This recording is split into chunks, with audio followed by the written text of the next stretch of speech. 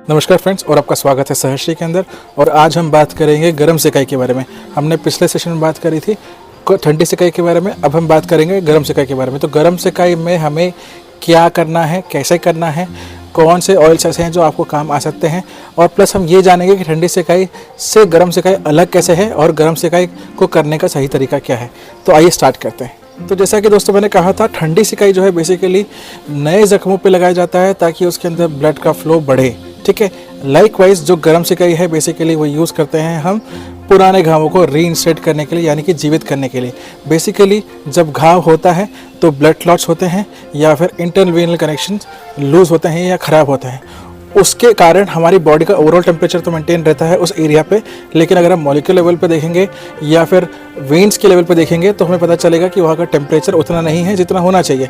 तो बेसिकली वो जगह नॉर्मल टेम्परेचर से ज़्यादा ठंडी हो गई है। जैसे कि अगर ब्लड क्लॉट है तो ब्लड क्लॉट के केस के अंदर भी हम बेसिकली यही करते हैं कि बेसिकली जब वो ब्लड क्लॉट होता है तो वहाँ ठंडक आती है, तो उसको रीइंस्टेट यानी कि पुनर्जीवित करने के लिए हमें उसमें हीट का देना ज़रूरी है, यानी कि गर्म सिकाई।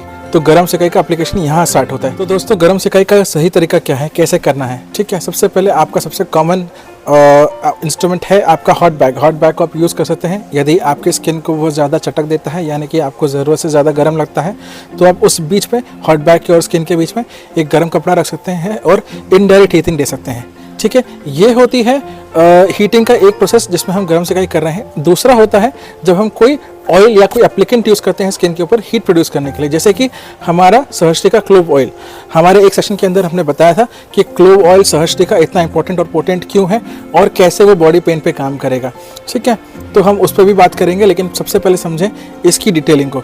तो जब हम हीट को प्रोड्यूस कर रहे हैं बॉडी के अंदर, तो वो जो नर्व्स हैं, वो जो वेन्स हैं जो डेड हो गई हैं या जिसकी एंडिंग के अंदर ब्रोकननेस आ गई है, टूट गए हैं वेन्स अंदर से, उसको रिजीवित करता है, ठीक है। इसके अलावा उसके कनेक्शन को, ब्लड फ्लो को भी इम्प्रूव करता है। This is how it takes time to improve blood flow within the body.